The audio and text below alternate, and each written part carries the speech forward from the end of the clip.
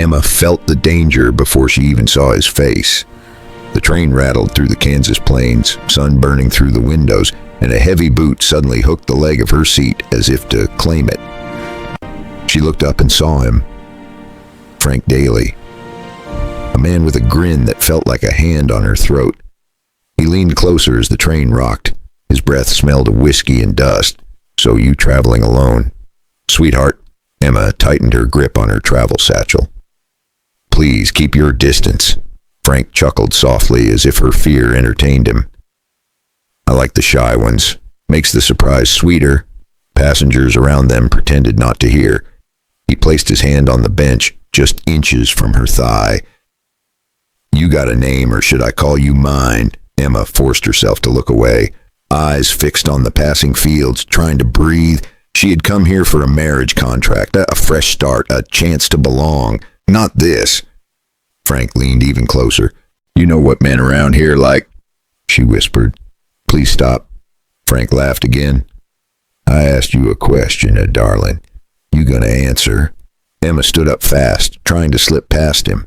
Frank rose too, blocking her path with a confident shift of his body. His hand brushed her waist, and she gasped and stumbled backward. The train screeched as it slowed into Dodge City. A broad-shouldered rancher in a worn cavalry coat stepped onto the platform, scanning faces with the wary look of a man who had seen too much war and too many bad seasons.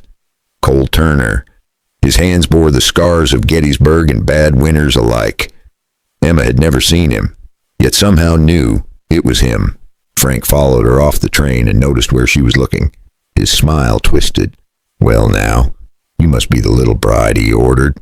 He had heard the conductor joking with another hand about a farmer out of Dodge City, about a man named Cole Turner who had written east for a bride. Frank had land just a few miles outside that town, and in a place this small, news did not stay on the tracks for long. Emma froze. Frank stepped behind her and murmured close to her ear, "That rancher is old, weak. A man like that can't protect a woman like you." Emma pulled away from him and hurried toward Cole. Her legs felt heavy, but she pushed forward anyway. Cole met her with unsure eyes. "Are you Emma Whitfield?" She nodded. Before she could speak another word, Frank tipped his hat and called out, "Take good care of her, Cole. She's a pretty one." Then he walked off the platform, still smiling like he already owned the ending. Later, at the ranch, Emma slipped on loose hay. Cole caught her quickly, gripping too hard in his rush to steady her. Both fell onto the soft pile. Her dress tore at the thigh, cloth ripping loud in the quiet barn. "Don't. You tore my dress." Her voice shook. Cole stepped back at once, his jaw tight. "I grabbed you too rough. That will not happen again."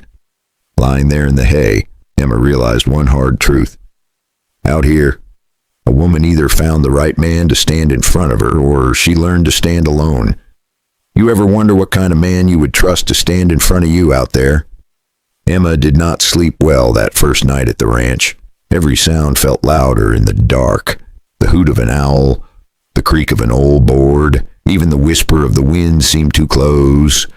She kept seeing Frank on that train, leaning in with that awful grin, like he already owned her fate.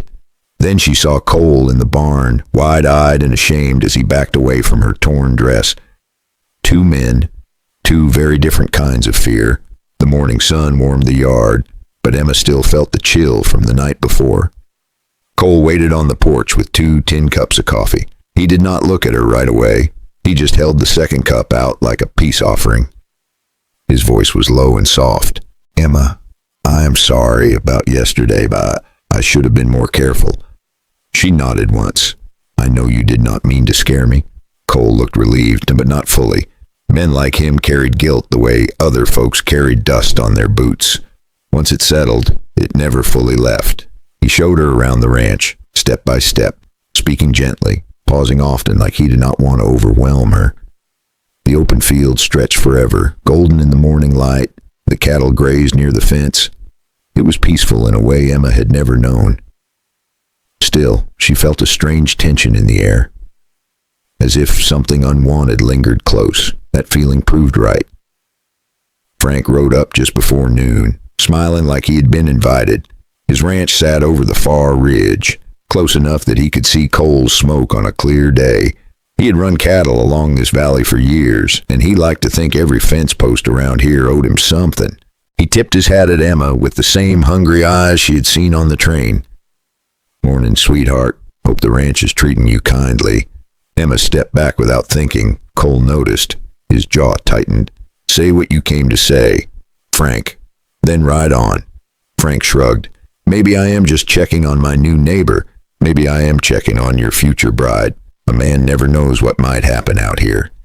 Emma felt her stomach knot. Cole stepped between them with a quiet firmness. "She is under my roof. That means she is safe. You can head home now." Safe is a funny word, Cole. Folks think they are safe, right up until they are not. He winked at Emma, climbed back on his horse, and rode off slow enough to keep her heart beating too fast. Even when Cole tried to make her laugh by teaching her how to hold a lasso, she kept glancing toward the road as if Frank might appear again. And Cole noticed.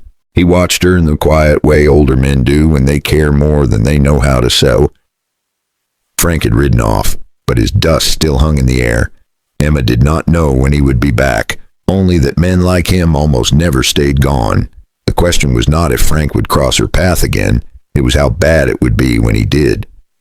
Emma woke up early the next morning with a knot of worry still sitting in her chest. The memory of Frank smiling at her from his saddle kept flashing through her mind, like a shadow refusing to leave. But something else tugged at her too, a quieter feeling, a feeling that came from the way Cole stepped between her and danger without a second thought. She found him already outside, fixing a loose fence post. His shoulders looked tired, but his eyes softened when he saw her. "Morning, Emma. Thought you might sleep in today." She shook her head. "I wanted to help if I can." Cole hesitated, then handed her a pair of leather gloves. "All right, just stay close. This place can bite if you do not know where to step." They worked side by side in the warm Kansas sun. It was the first time she had seen anything close to a smile on his face. By midday, he led her to the corral and showed her how to brush one of the calmer horses. He showed her how to check for ticks along the neck and stones caught in the hooves, little things that could lame a horse and cost a man his livelihood. Emma hesitated when the giant creature snorted near her ear. Cole stepped behind her, his voice steady and calm. "He is gentle. Just let him know you are not scared," Emma whispered. "I'm trying." Cole nodded. "I see that." For the first time since she stepped off that train, she felt safe. Out on the plains, feeling safe and being safe were two very different things. Not because danger was gone, but because someone finally stood on her side. Someone who meant what he said. Later that afternoon, while Cole repaired a broken gate, Emma sat on a stool nearby, sewing the tear in her dress. She glanced up and watched him work. His hands were rough, his movements were sure. He looked up once and caught her staring. She blushed, and he turned away fast, almost dropping his hammer. As the sun began to set, Emma noticed hoof prints along the road, fresh ones, circling a little too close to the house. Later, when Cole walked past them, he paused and squatted down. "Shod horse. Front shoe is chipped on the left. That is Frank's bay gelding. Emma, tomorrow I want to teach you how to fire the rifle. Folks should know how to protect themselves out here. Last time I trusted a quiet night. 3 men rode through this valley and did not leave it the same. I learned then that a promise is good, but a loaded rifle within reach is better." She nodded, but her mind was still on those hoof prints. She could not shake one hard thought. If Frank kept circling the ranch like that, what would happen the day Cole was not there to meet him? If you are still with me, grab a cup of coffee or cold beer and tell me what time it is where you're listening from. And if you enjoy stories like this, feel free to subscribe so you never miss the next chapter. That evening, the sky over Dodge City burned orange, and Emma tried to shake off the uneasy weight inside her chest. She kept glancing toward the road, half expecting to see those same hoof prints appear again in the fresh dust. Cole noticed her worry, but he did not press her. He only said one quiet thing. "Emma, I will not let anything happen to you." She believed him, but fear has a way of settling in places a promise cannot reach. Later that night, Cole saddled his horse. He had to ride into town to meet a man about the old debt that still hung over the ranch. Emma watched him tie the last strap, her fingers gripping her apron. "How long will you be gone?" He gave her a small smile. "A few hours, maybe less. Lock the doors and keep the lamp lit." Then he rode off into the darkness, leaving Emma alone with the quiet hum of the summer wind. Nights like this had a way of showing whether a promise was worth anything at all. Emma tried sewing to calm her nerves, but every distant sound made her jump. A shifting board, a horse snorting somewhere outside, the kind of sounds that might be nothing or might be something terrible. Then came the knock, a slow, dragging knock on her door. Emma froze, her breath caught in her throat. No one visited Cole this late. No one except the one man she prayed would stay far away. "Emma, you awake in there?" It was Frank, his voice slurred with liquor, but still sharp enough to make her skin crawl. "Open up, sweetheart. I just came to check on you. A lady gets lonely out here at night." Emma backed away from the door, heart pounding hard enough to hurt. "Go home, Frank. You are not welcome here." He laughed, a low, cold sound that told her he had no intention of leaving. "Come on now. You think that old rancher can keep you safe forever? Let me in, Emma. I promise you will not regret it." Suddenly the doorknob rattled. Frank shoved the door open and staggered inside. His eyes were wild. Emma grabbed the rifle Cole kept by the door. Her hand shook so hard she could barely aim. "Do not come any closer, Frank." He kept walking. "You will not shoot me. You are too soft for that." But just as he reached for her wrist, the front door slammed. Cole stood there, breathless from the ride, his eyes darker than Emma had ever seen. Step away from her. And that raised a question no decent man could ignore. When a man like Cole finds another man cornering the woman he loves, how far will he go to stop him? Cole did not wait for Frank to move. He stormed across the room, grabbed the man by the collar, and slammed him against the wall with a force that made the whole house shake. Frank swung once in a wild arc, but Cole had seen meaner punches in muddy trenches back in the war. He slipped the blow, drove his fist into Frank's gut, and took the fight right out of him. Frank's smirk vanished instantly. Cole's voice came out low and deadly.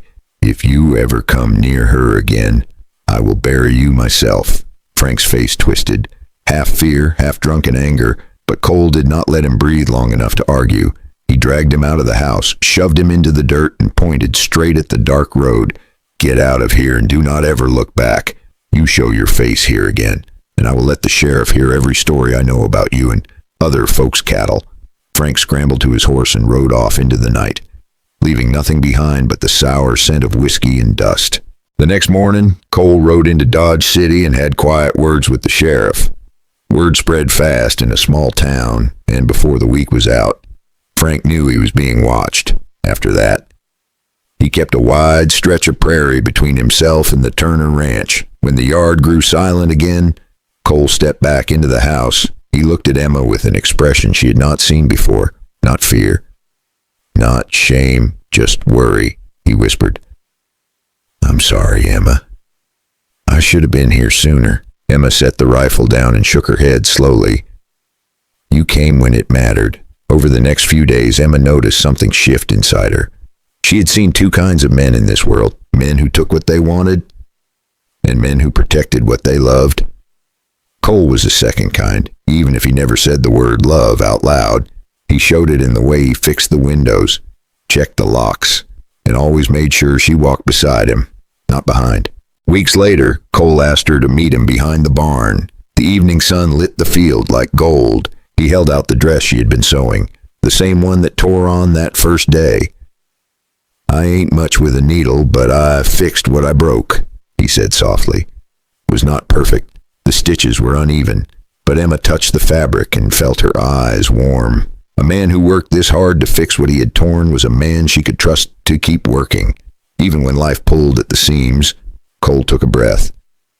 "Emma, I would like you to stay as my wife, not because of a letter, not because of a contract, but because I cannot imagine this place without you." Emma nodded before he even finished. "I chose this ranch the day you chose to protect me." Later that evening, He set a small pistol on the nightstand beside her side of the bed. "Keep this close," he said. "My word matters, but cold iron still speaks loudest out here." Life on the plains settled into something steady after that. That fall, he drove a small herd to market and finally cleared the old note that had hung over the place for years. On quieter days, they hunted jackrabbits along the creek and mended fences before the cold winds came. And their story carried a small lesson, too. Sometimes the right person does not arrive in a perfect moment. Sometimes they arrive in the middle of fear and still become the safest thing you know. And sometimes a man proves who he is not by how loud he talks, but by how steady he stands when someone tries to cross his line. Tell me this. If a man like Frank ever walked into your home and talked to your wife or daughter that way, what would you do, fellas? If you have a story from your own life that fits a moment like this, drop it in the comments. If this story hit close to home, tap like so other folks can hear it too. And if you want more Old West stories about men, women, and the lines they choose to stand on, feel free to subscribe. Now grab your coffee or your favorite drink and tell me, where are you listening from right now?